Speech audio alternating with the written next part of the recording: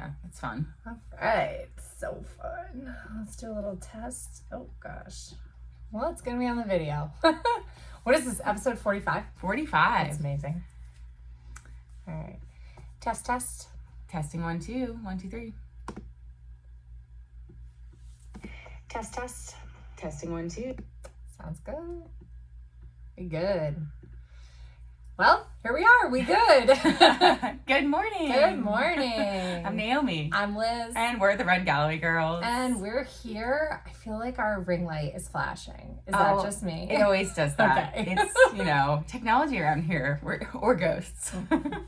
Or it's ghosts. I think it might be ghosts. Spooky season. I mean, it is spooky season. Well, speaking of spooky, we have some spooky, not really, spooky listener questions that we're going to get to today. Yeah.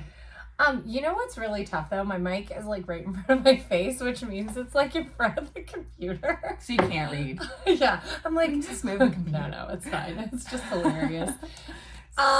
Before we get to questions, let's talk about what we did this weekend. Let's recap. Yeah. And kind of what happened over the last 2 weeks. So we recorded an episode 2 weeks ago. We published it yesterday. And then... Oops, and you're welcome. Yeah. And then today, which is Wednesday, you are going to get a bonus episode where we recapped our 10 taper tips for you. It's a brand new episode with the same 10 taper tips that we released before. Back in March or something. They're so good. Why would we change them? They're the best 10 taper tips. So we just talk about those again. And then you're going to get today's episode, which I'll probably also publish today. So... I don't know in what order you're listening to things, but here we go. Episode 45, which is just crazy. Yeah. So we've done a little bit of running since. Yeah. So I might have done too much. So we had, what did we do 2 weekends ago? So after our 23, we kind of knew we needed a down week in between.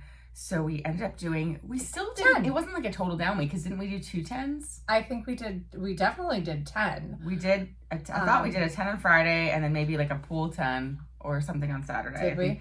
I'm gonna go All check. right, so Naomi's going to check her phone, because mine is sitting up recording the video, which will eventually get on YouTube. So we... so after 23, like we knew we didn't want to go jump right into the next big one, so we did... we did a 10 on that following weekend, and then I guess that was that was it.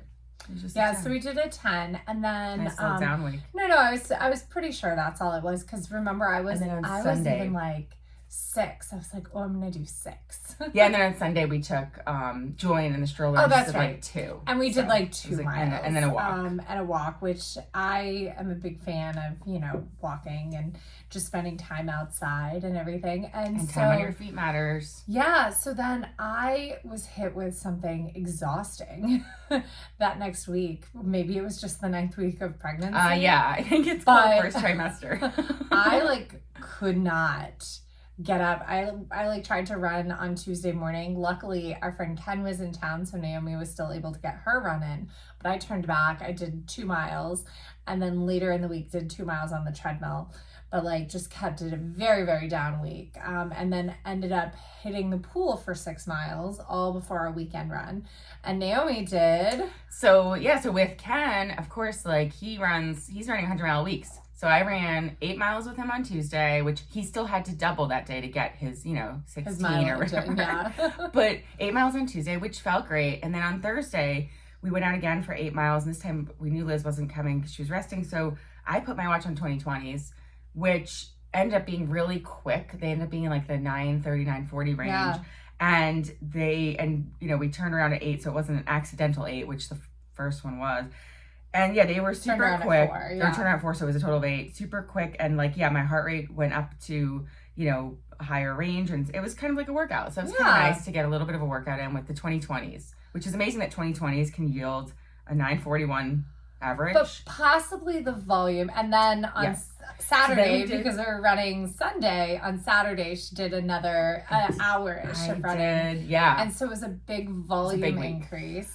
Oh my gosh. Plus, then we had 20 miles this weekend, and now... Which we did 21. We did 21 so that I could get my 50-mile badge. So I ended up with 43 miles, which is double anything I've done in the last no, we had 30s. We did have 36 2 weeks before. But like, yeah, I mean, big jump. I kind of think when you're doing a cram plan, and now we kind of know this, I think kind of you peak at about 30 to 35, because any more than that, you can really just destroy. And that's that's if you're an experienced runner, and I've done that kind of distance before. When you're doing a cram plan, you can peak at whatever your weekend mileage 25 is. might be your peak. Yeah. It might be a 20 plus 1 or 2 midweek runs. And so now essentially so Sunday was fine actually, but then on Monday I started to feel a little bit of a twinge in my peroneal tendon, which is the tendon that runs from the outside of your foot up the calf. And I'm feeling it on the foot part. And it's the affected leg of that can always be tough, because when you feel it on the foot, you're like, well, I know this is a tendon, but is it masking something bone related? Is it a stress masking? Is it masking something ligament related too? Yeah. So there's always that kind of risk. That fear. But probably you're gonna be fine. Yeah. It's probably just a slight overuse. It's one I felt before. It's in a foot that's constantly had issues, so I know like it's not like a completely new pain, but it is new on this little cram cycle. And so of course it's scary. And so this morning I did stick the boot on, because after walking the dog I was like, ow, it hurts. It actually was okay yesterday, but I got close to 10,000 steps after you warm up it'll feel better. But yeah, I think I'm gonna lay low for a couple of days. And I would say lay low for a couple of days, and then you certainly don't want to do NSAIDs the day you decide to take the boot off, but it might not be a bad idea to throw an NSAID in there, just to kind of stop that inflammation cycle, especially since you're not running, because we've talked about NSAIDs before, and NSAIDs are great when you have an acute injury, and you're going to use them to kind of stifle that acute injury to let healing happen. They're not great when you're training and you've got something that's just a little sore, right? So they're literally a pain management tool. They are not going to help solve or recover the problem. I think that they can also, when you're kind of over, you've got this, where this is it's definitely overuse. It's definitely acute pain. I think sometimes that can prevent healing a little bit when you're too acute. Does that make sense? It's almost like you've got to get it back into the recovery zone. And sometimes NSAIDs can be a good I don't know. Bridge right. Yeah. And also if you're just heck, I want to run this marathon come hell or high water, load it up. I mean, I ran my Chicago PR on I want to say almost 2 weeks of a leave, because remember I had that horrible sartorius strain. And Mountains Beach I ran on a leave, because I was in so much pain I couldn't put weight on my leg, which was it was the adductor. So I'll hopefully, I mean, we're in the taper for Marine Corps. So I don't have to run. It's okay if I don't run. And even I'm hesitant to even Peloton or anything because of using my foot. So last night I did arms and core. And I'm so glad to have the Peloton and have the other classes. So well, I have a brace that you can wear in the water if we do want to go to the pool. That might be a good. That's definitely a good solution, is pool running. And I should have done that this past weekend, but it was just the limited time I had, and I know they're closed at lunch, so I just went out for that run. Yeah. It's funny because I went later in the day to the pool, but I had already seen that you had run. I was like, oh, I guess I won't invite her to the pool. I had thought about asking you to go to the pool, but then I realized they wouldn't be open later. And anyway. Yeah. So I know we should really lobby the Reston Community Center. First off, we need them to open at 5:30 earlier, so that we can get something in before we have to get ready for work and everything. Yeah. And then we also need them to be open a little bit later at night and open in the middle of the day on Saturday. They close for cleaning from 12 to 1, which I totally get when it was COVID. But seriously, why are they closed for a whole hour for cleaning in the middle of the day? Because I also think of it from a kid's standpoint, what if you want to bring your kids for a quick little lunchtime swim? Exactly. And before nap. So And there's so few people at this pool. Like, I know. I bet that if they had more hours, there might be more people. I wonder if it's just staff, that's the reason. Oh, I'm sure. 100% staff. Like, yeah. But, sure. And so we should talk a little too about like our 21. Oh, yeah. Or 21 miler. So we, so my husband, who's a non-run walker, non-Galloway method, he's a straight runner. He decided to join us. And it was so great. Like, it's, you know, we did 15:30s. He obviously had no trouble like keeping up, but it was also like a little hard for him. He had no trouble keeping up, except he like was obviously like trying to keep up. It wasn't ezy for him. I'm not saying it was easy for him. Which was funny. Because he'll probably usually run, you know, mid-8s to mid-9s for like almost all of his running is in that same range. Yeah. I mean, he can run faster, but like that's his default pace. And so we were running, obviously we do our runs in like the 7s and our walks in the 15s. Yeah, and he was struggling on the walks He was struggling to keep up on the walks. Yeah, he was commenting that to Sarah because she's power walking with us. So it was a great, you know, it was a great way. You can, again, like if you haven't done run and walk or if you have friends who haven't done run and walk, you can, you know, try it out on your easy pace day. Yeah. Give everybody a shot to like see what it's about. And, you know, you don't have to. Now, we have kind of gotten used to, especially running together and both being able to do it. We've kind of gotten used to pushing these 15:30s into the 11s and into the low 10s. Yeah. And so we started out and like, I want to say our miles like 3 and 4 were in the low 10s. Yep. And then I was like, okay, well, we're just going to fit, like, I already knew that's where we were. And I was like, we're just going to do these 2 hard miles and then we'll do some easy miles. Because Sarah was with us and, you know, 15:30 for her is more in the 12 range. Yeah. So we popped to 10, 11 in there. And then we eased back to the high 10s and the rest were in the, you know, the 11s and mid 10s. We did actually end up with a lot of 10:30s. Throughout. Once we were, you know, it was once Sarah had split off. Sarah split off. Yeah, it was just, you know, we're just kind of getting used to that, which hopefully that bodes well to possibly lengthening our running segment and maybe not running it as fast so that we can, you know, kind of be right around a 10-minute pace at Marine Corps. I think that's definitely doable. And it's also, you know, we also have the option, apparently, we have the option of running 10:30s. With the 15:30s, which is kind of a crazy speed. Yeah. And that would also be a great Marine Corps race. Yeah. I'd have to go, like, what is that 10:30 pace? But I think it's like a 4:35, maybe. Yeah, something around there. Which is fantastic. Something around there. I mean, so I did fine. My, like, about 15, 16 miles in, I start to get that round ligament, like, kind of stretch feel. And my pelvic bone, like, it feels like, so apparently your pelvis like comes together in the center and your pubic symphysis. And it's like the 2 sides of your pelvis, there's cartilage because that's where it stretches open so that a baby can come out, or it stretches open and everything. So the cartilage there is like rubbing essentially. But I talked to a friend who explained that she had the exact same thing happen. She's also a runner, has 2 babies. She recommended I made my pelvic floor PT appointment for the day after the marathon. Oh, good.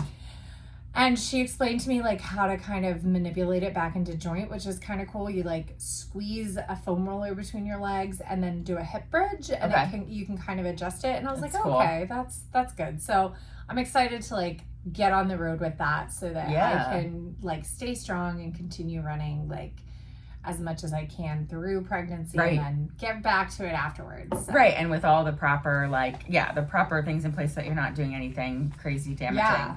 That you won't be, but yeah, it's really exciting that you'll be 12 weeks. I mean, it's amazing. It's amazing it's that you're going to do it and that you can do it. And I'm like so impressed and like, oh, it's amazing. And also not even surprised because it's you. It's kind of insane that I'm even like considering a marathon at this point. I know, but I did kind of have high hopes of like pushing it a little bit. Yeah. But like early I just on. don't. But I mean, I still think it's possible that we could feel really good and run faster than 4:20, but like I just don't know. I don't think because it's like worth I kind of just want to experience it.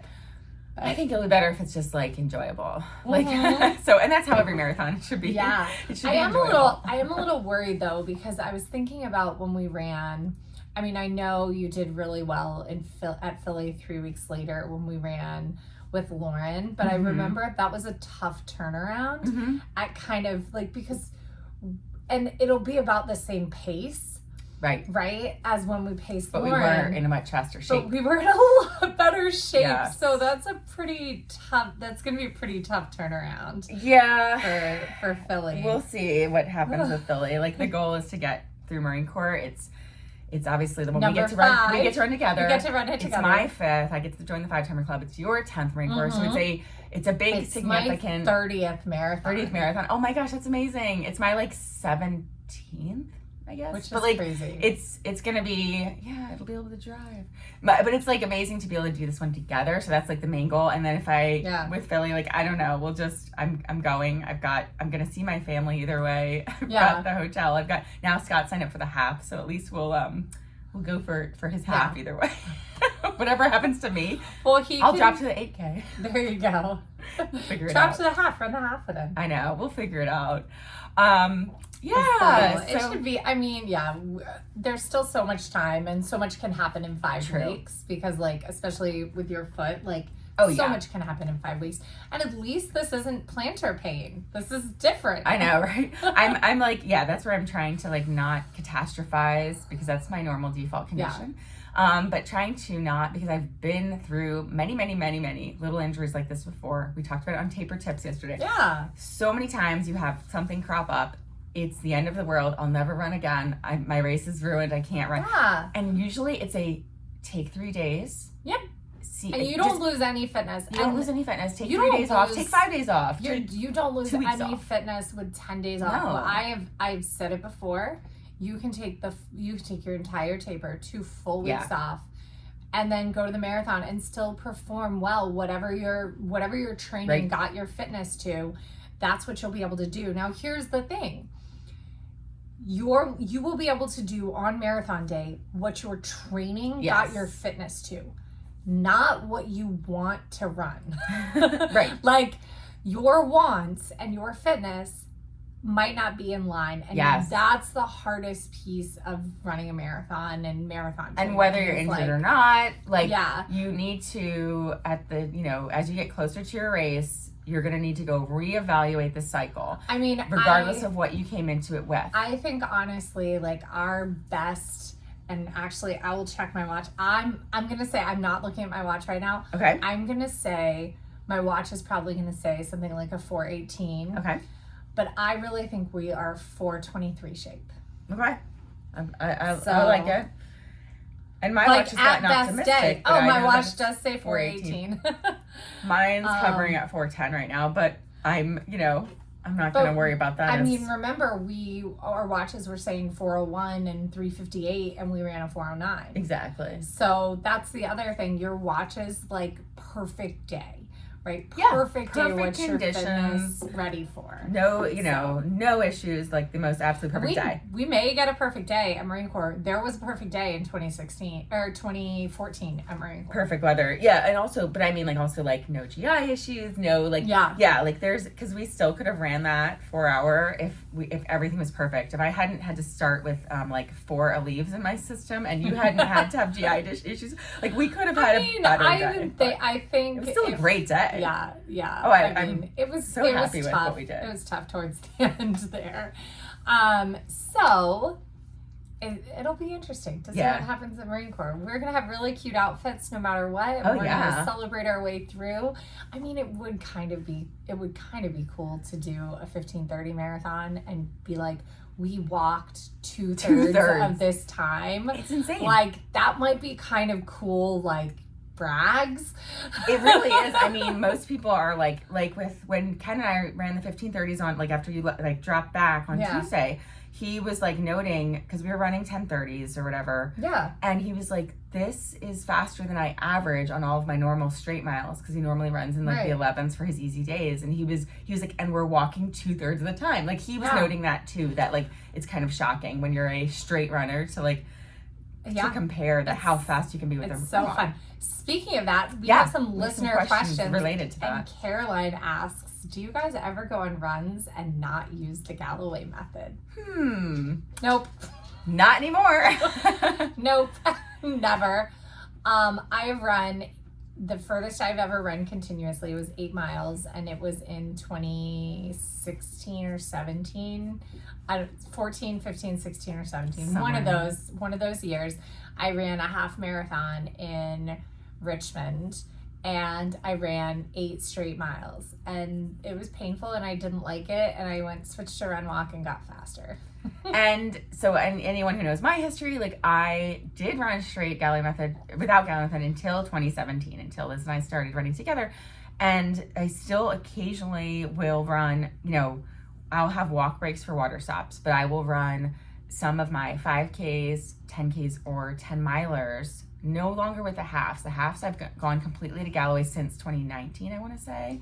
And I'm still working on her just to be like, start your intervals at the beginning. You'll be so much faster. Because I used to run straight the first mile of every race, only to realize that if I started my intervals at the beginning, I would be faster at the end, which, the proof's in the pudding with that. I'm a very good race closer, and it's because I start my intervals at right at the start of the race.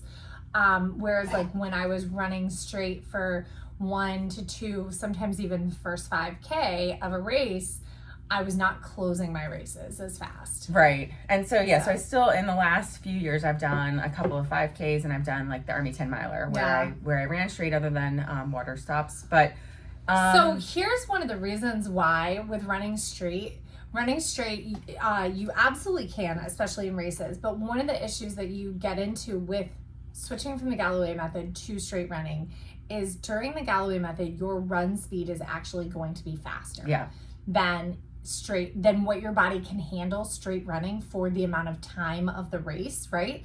So what happens then, you're so used to running faster that you start to run faster. Well, then you get towards that threshold heart rate zone, and once your heart rate goes up and you start burning hot, you can kind of flash and burn all of your glycogen and burn everything, and then you'll crash. So it's like a flash and crash. Naomi is really good at training, but also training at a 7:20 pace, but then knowing when she's running straight, popping into that 8 flat pace, which is what that 7:20 gets her when she uses her appropriate interval, slowing down the run speed to that 8 flat. And then she's not flashing. She's staying right at that line at the beginning of threshold instead of pushing up. Well, it is threshold, and I do like 10 miles, an hour and 20 minutes, like was my longest. I mean, again, perfect weather, Army 10 miler last year. So But you're not going out at like a 7:20, 6:55 and flashing up to the top of your threshold or into that. But it was definitely red zone. It was definitely the max. I couldn't have done that for an hour and 40 minutes. I couldn't have done that to run like a half. Like an hour and 20 was beyond the 1 hour that you're supposed to be able to hold it, and that was definitely like the max I could hold it. I was like redlining the whole race. But I think that's why I can't run straight, because I have my run speed, and my run speed starts at 7:20. Right. And goes faster. And so for me, like it's very difficult for me to run slower than that. Obviously I can. It's uncomfortable though. But it's very uncomfortable for me. Yeah, and I will say, like, as far as going out on a run, never, ever, ever straight running again. I don't want to. I never will. I hate it. It's the worst.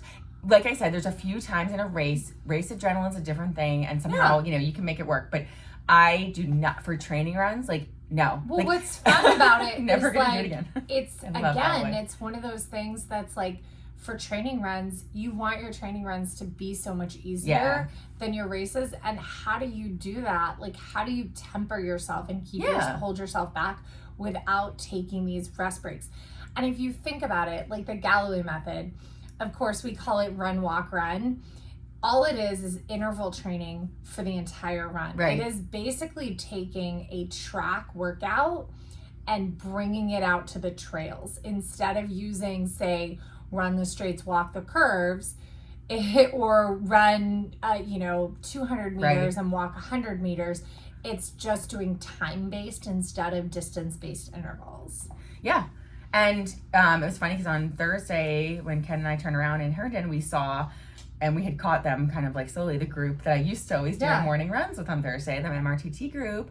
And they were running at a little around our pace, like probably 9:30s, but straight, you know, and it was just really funny because I'm just like, no, I'd much rather do this than like, even if it meant like having to be alone and to do my run walk, I'd rather do that than go with the group and do the 9:30 average. I don't know. It's just, I've completely converted. I love run walk, and like, I don't see myself going back.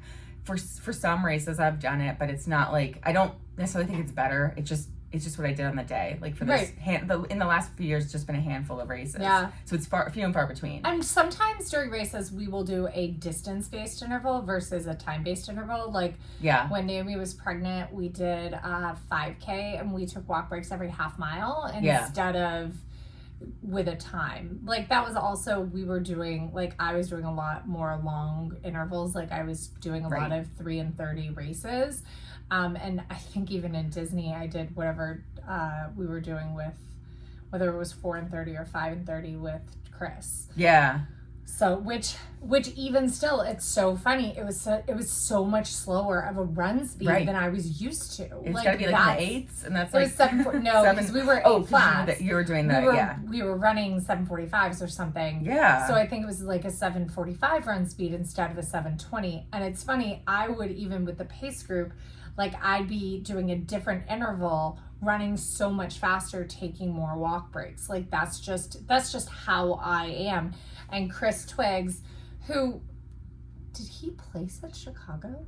Did he? I haven't checked. In his age group? Oh my gosh. I'm pretty sure did he really? did. Oh, I'm yes. Go look we it haven't up even talked about Chicago.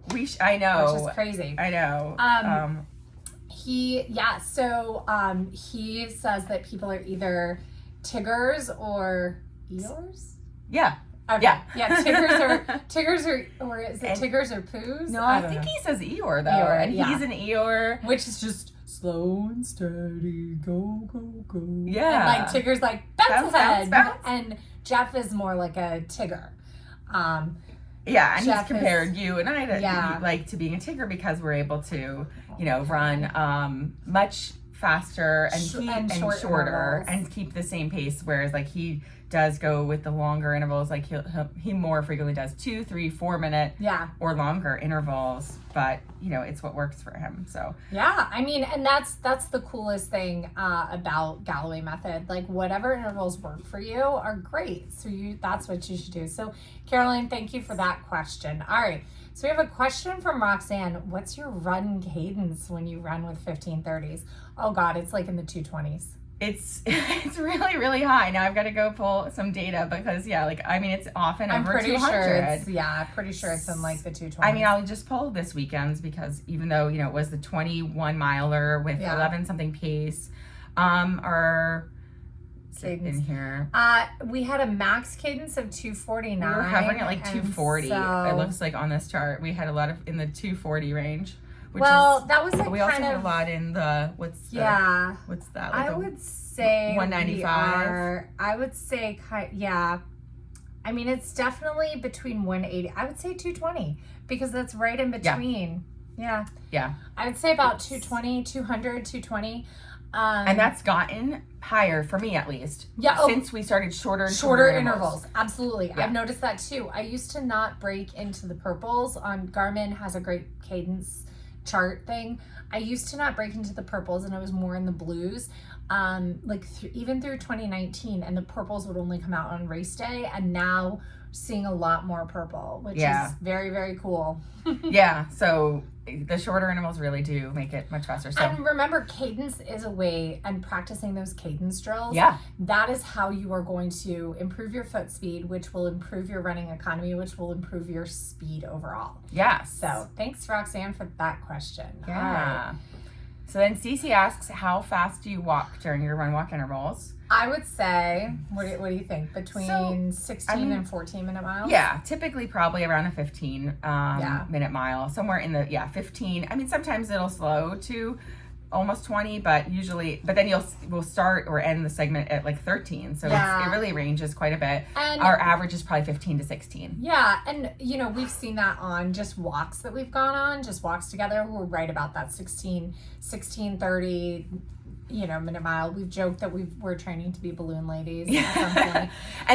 And like with people who were with training your walk speed, it's another one where I would say, again, shortening the intervals versus lengthening. So I know some people have said, well, maybe if I lengthen my walk to 45 seconds and lengthen my run to 2 minutes, that'll help me.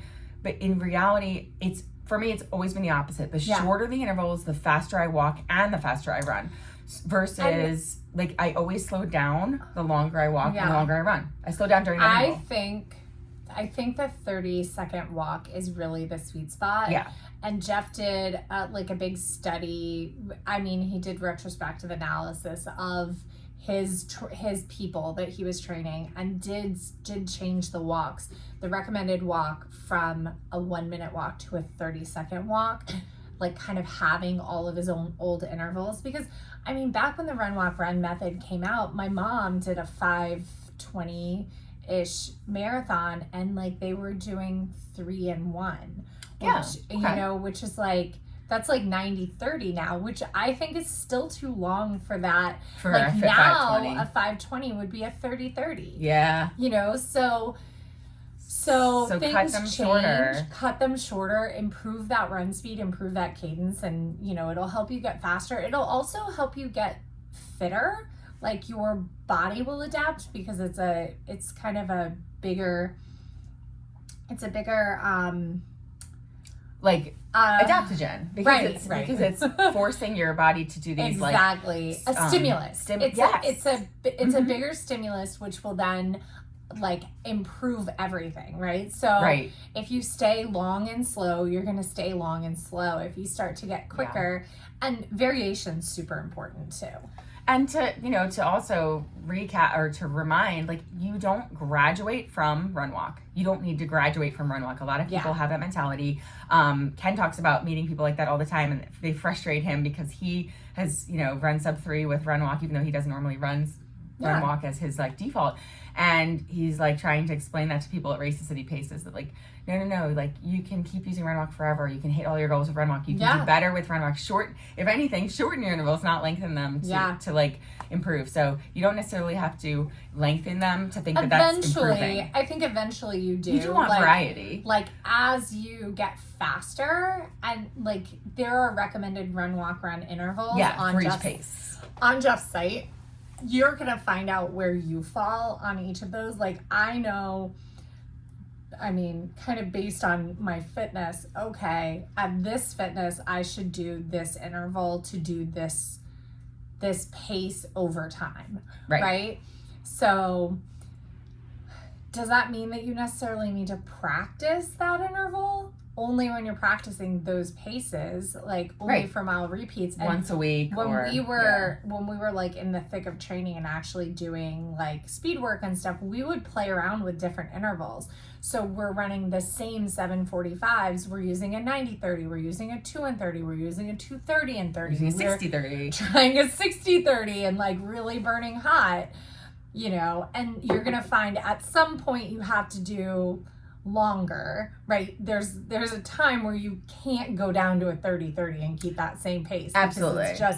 It's too fast of a run. You just aren't capable of it. And then you're going to find there's going to be a diminishing up at the top end too. Like, if you run for 6 minutes, you're not going to run a 6-minute mile, But you don't necessarily, you never need to graduate off of Run Walk as a whole. And, it's just about the variety within using, all the different paces or all the different intervals. So this is a really interesting, what do you look for when thinking of starting to use a coach? Vanessa asked this question. Yeah. This is a good one. It is a really good one. So, I mean, I think one of the main questions I would have is, what kind of interactions do you want from this person? And what are your goals? What are you hoping to get out of it? What are your goals? And then I think you're really going to look at the person's coaching style. Yeah. Because, there's just a huge variety out there. And I've heard horror stories of people who worked with certain coaches and had a really bad experience because they were being directed in a way that was not working for their body and their goals and their physical, even though they were top end runners, they were not hitting their potential because of the way the coach was coaching them. Right. And I think, like, why do you want to coach? Do you want to coach because you need the accountability? Do you want to coach because you're looking for improvement? Do you want to coach because you, like, just what's your goal of get? Because I think that it can be super beneficial to have a coach, to have someone that can hold you accountable to things. But I think a lot of people think that this coach is going to force it, it's going to get you over the hump or closer to your goals, when the only person that can do that is you. Yeah. And I have found through both my relationship with athletes and my own relationship that the most beneficial piece of a good coach, is they will hold you back when your brain starts to get ahead of your body, because that is, and that's a good coach. A lot of coaches out there, they will kind of tell you you're just being weak in your mind. And then you're going to have an athlete who ends up injured, who ends up not performing to their potential, or feeling bad about a performance that is great, right? Right. Or psyching yourself out before you go into But if there's a mismatch between the way the coach views things and what you want, like, you know, that's not going to work. Like, I know I look at the whole person. Like, we really look at stress pie.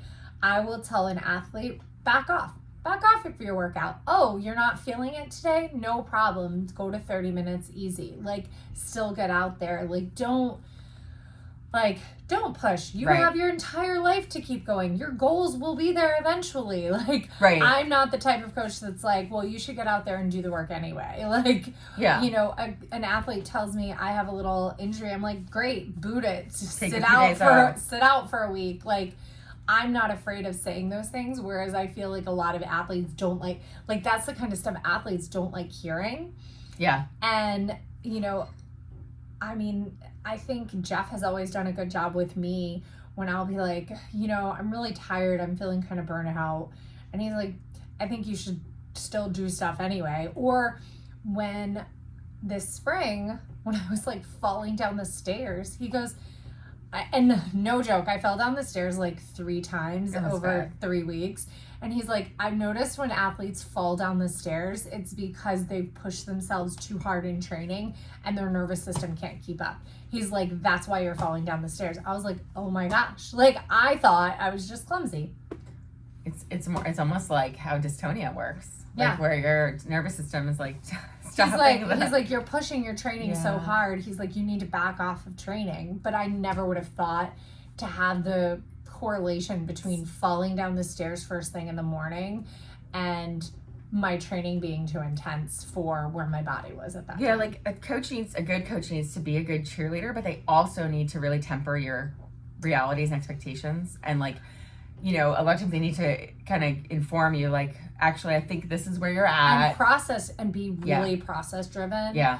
Versus outcome driven. I like, my favorite piece of advice that Jeff ever gave me, I was going to run the Army 10 miler, and he was like, I want you to just go out there and have fun today. Yeah. And run fast and enjoy the feeling of running fast. And so I made the decision to run it, like, because I, like, mentally really liked running workouts. Right. I made the decision to be like, okay, well, I'm going to run a mile easy and then 2 miles hard and then a mile easy. Like, make a game out of it. And this was in 2019 and I ran a 1:15. Was that probably my best effort? No, I probably could have gone out there and raced instead of played, and could have run maybe as fast as a 1:13. Like, cause I was cruising in 7:20s, like, easy, playing. And, at the end, and I'm like, so, but what would that have done for me mentally? Plus with the rest of the cycle ahead of you. But what, like, I don't think it even would have derailed the rest of my cycle. I think mentally, though, Jeff telling me to have fun allowed me to have fun during a race. Yeah. And I think that that's what we have to remember. We are adults competing in a sport for fun. Right. It should be fun. There should be no stress. Right. And none of us are out there to win the prize money to go back and build a home for our moms in Africa, which is... And it's so tough because I completely understand. Well, you want like sub 2 and maybe you go out there and you run a 2:20. Or you want to be cute. And you run a 2:28. Yeah. Those 28 seconds shouldn't, or 29 seconds shouldn't depress you. Like, you should just think, and we'll have a whole episode on what to focus on besides pace and time so that you can, like, have fun during your races. That'll be a good bonus episode. But, I mean, it's really about finding the right, the right, like, personality, the right style that's going to mesh with how you train, but also someone who will push you maybe a little bit if that's what you need, is someone who can push you beyond or bring you back, because sometimes that's what you need, is someone who can set you back to reality and tell you, actually, this is what I think you're doing. And like, Jeff's a good combo of both, because he's so good at he's really good at that, telling how amazing you are, but also like, well, I think this is what you're capable of right now, or this is how you should run this race. Be realistic here. And I really try to embody that when I work with athletes, you know. Oh yeah, and you're good at that. You're great at that, because you'll give me paces that I don't think I'm capable of, because you know I am. Right. But at the same time, you also set you're like, here's how I want you to do it, rather than like, you don't tell me go out and shoot the moon, because you know the reality of like where I am too. Well, but then also I think sometimes you do like need to say, I want you to just go out hard and burn hot and see what happens. That is horrible advice in a marathon, but it's actually great advice in a 10K. Yeah. Like, great advice. Like, okay, run at top speed and see how long you can hang on to it. Then, if you have to take even like a 3-minute walk, then try it again. Yeah. Yeah. Like, why not? Right. Like, you're supposed to have fun. And then I think really understanding, do your goal, a coach can help you understand, do your goals align with what you are like emotionally, physically, and stress pie available, able to achieve. Because if you are, say, a 4:30 marathoner and your goal is to run, like, drop an hour, and right now you're already training at 35 miles a week, you might not be able to do that in a season. Right. So your coach can help you along with that. Like, it may take 2 or 3 years to drop that much time. If you're a 4:30 marathoner and you're running 20-mile weeks, you might be able to do that by going up and getting some volume changes. But just remember, a coach doesn't always necessarily solve the problems that you're looking at. Sometimes it's really just, they're just a good person to kind of hold you back when you need to be held back and push forward when you need to be pushed forward. Exactly. And like you said, the only person who can really get to your goals is you. So your goals, remember to really evaluate your goals to have them be process driven and enjoying the process of training. Yeah. Because if you're not enjoying training, what's the point? Right. So I love that. Yeah. Yeah. So we have one more question. This was actually, comment question from Angie. So she said, I tried 15:30s for the easy portion of a long run, then 45:30s for race pace, then just running easy again without intervals. Question, what effort for the running interval in the 15 seconds? I think I was pushing too hard. I'm a super slow runner, or maybe I need more time to adjust. Love your podcast, like chatting with running buddies. Thanks, Angie. So I think with that, as long as your heart rate overall is staying in your aerobic zone, so on your Garmin, that's going to be blue or green, you can push those 15 seconds because you have 30 seconds to recover, like walking. You can push those run segments as fast as your heart rate will allow you. And you can play with them. Maybe do 1 where you push really hard, and then 2 where you just kind of keep it easy and think about small, fast steps.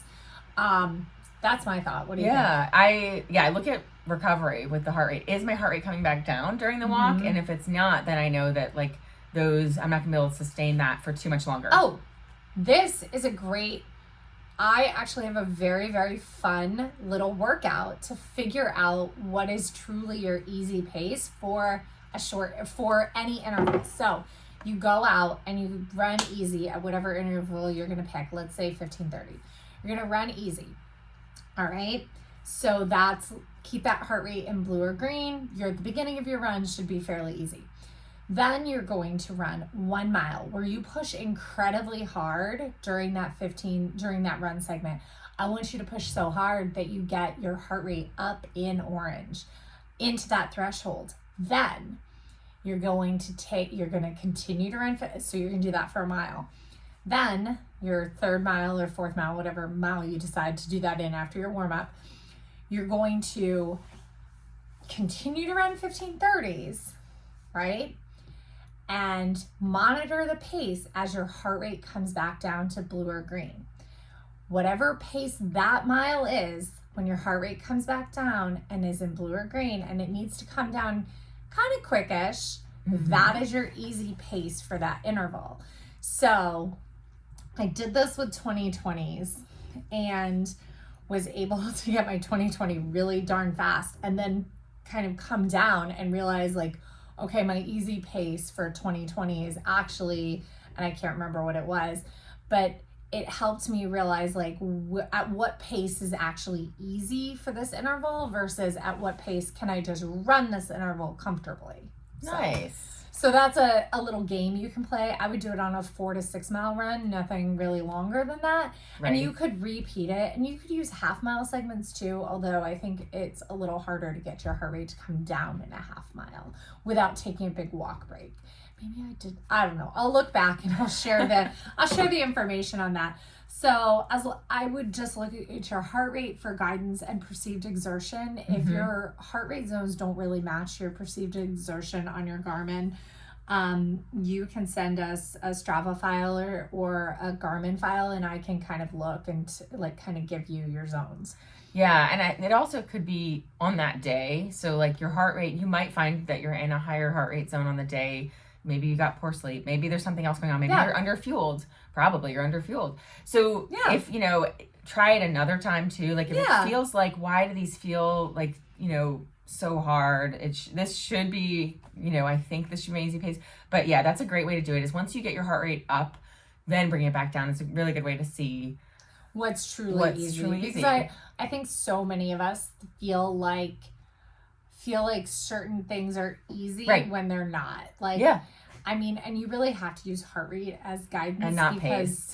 Because heart rate is, now there are going to be some days, like Naomi said, where your heart rate is just going to be higher for some reason, and you just kind of have to decide to ignore it. Yeah.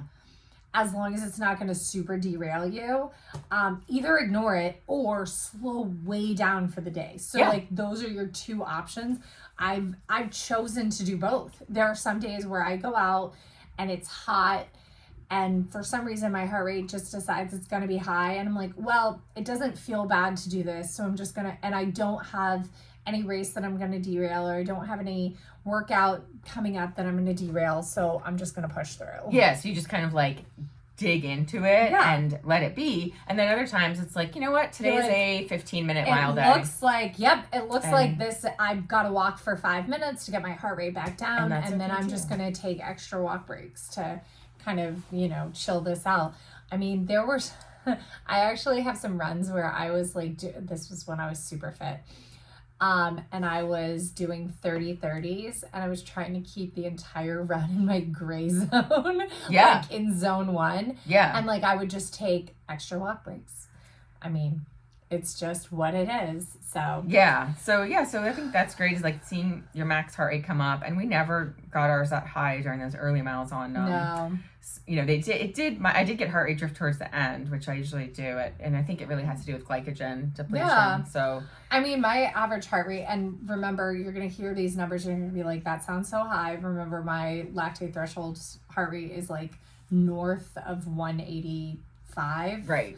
So my average heart rate for the entire run was 158. Okay, and mine was 138, which is a little higher than I'd like it to be on an easy run, but it's because of that drift later. Well, and I'm pregnant. And, well, yours will be up an extra 10 beats anyway, but in mine, I probably would have preferred to be around 130. But I had nothing. I had everything stayed like in my green. It was like right on the edge of blue and green. Yeah, you didn't really go into threshold at all, so that was good. No. I think for me it's glycogen depletion because it's at 3 hours usually when I go into that zone. So funny and so crazy. Since becoming pregnant, I cannot get into my like red zone at all. Like it's like my body is like stopping myself from like because that's where Marathon Liz lives. She lives right around my lactate threshold heart rate, and I can't get to her. I cannot access Marathon Liz. So I'm like, oh God, what am I gonna do? I mean, you did have us running like a 6:12 pace at some points on Sunday. Yeah, so I felt like she was coming out.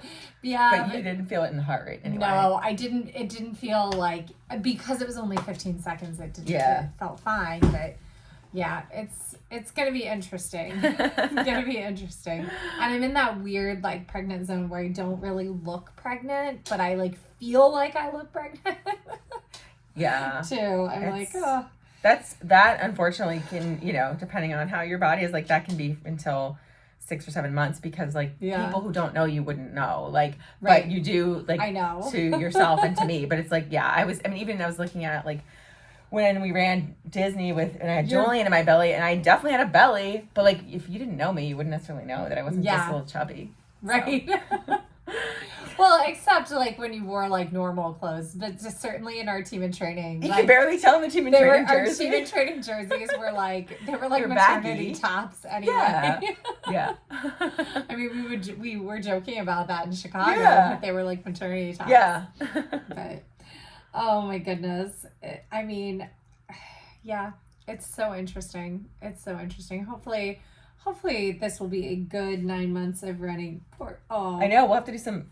Penny, the other baby, needs to go out. Yeah. We'll have to do some pregnancy, like running through pregnancy podcast at some point, episodes, and talk about all of that. But yeah, if you have more questions, throw them at us. I'd love it. Thanks for the questions. Love questions. And then we're going to record some shorter episodes with little tips for specific topics. But hopefully you guys are excited about whatever you've got coming up racing this fall. Yeah, we're excited. Yeah, so excited. We're excited. And hopefully we'll have some 5K tips as well coming at you. So yeah, we'll be doing that. I think some 5Ks over the winter for sure. Yeah, I mean, mostly I think I'll be running easy 5Ks. I don't think I'm gonna like push. Yeah, we'll see. We'll see how I feel. Yeah, we'll see how I feel. Certainly Thanksgiving is gonna be like a family run. So yeah.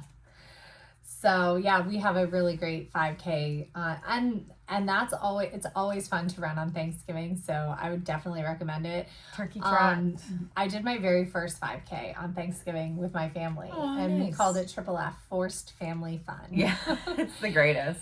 And my dad he like ran ahead and beat me, and then he came back and was like goading me to the finish, and it was like, And I actually think it's funny. I think one of them was like faster than I then ran for like 5 years after that. Like, wow. I think one of them was like 24, like high. Yeah. And then it took me so long to break 25 minutes. Yeah, again. Oh my gosh. Yeah, but I mean, that's the benefit of being 18. Yeah, you can just throw it down. Yeah. And, have no training. Have your dad yell at you and, Yeah. Oh, I think Penny is ready for her walk. Yeah. Well, thank you guys so much for joining us for another episode of our podcast, The Run Galloway Girls. And definitely let us know if you have more things that you want to learn. Yeah, if you want to support, we do have some links at rungallowgirls.com/shop, or you can go to beautycounter.com/rungallowgirls for all your makeup and skincare. And there's amazing holiday bundles right now. Oh yeah, exciting holiday bundles. Yeah, Penny's excited about them. So. And they're having a sale, I think, right now in the vitamin C serum. I need to order some more because I love it. I definitely, I use it every day. Yeah. It's so funny. So I'm having a girl, and so many people have been like, oh, well, watch out. Your skin's going to be awful because girls steal your beauty. Like, that's what Dale told me. And I swear I'm like having the best skin of my life during pregnancy. I'm like, oh, I love being pregnant. The hormones the hormones are whack. You're either, because I have terrible skin right now from an IUD, but when I was pregnant, I had great skin. Yeah, so my kids both gave me the good The good skin. You know what it is? It's estrogen. Yeah. Estrogen just makes you feel like so womanly and like beautiful. Yeah, I'm a big fan of it. I'm like gonna be one of those old ladies that's on like super high estrogen replacement just because I'm like want the youth of it. It's like the fountain of youth. Yeah. That's what it feels like to me. And I think I'm finally hitting like the stride in pregnancy where I'm like getting the energy back in the afternoons, and which is nice. Only 10 weeks in. Yay! That's excellent. Alrighty. Well, we will talk to you guys soon. Yay! Bye. Bye. All right. Bye.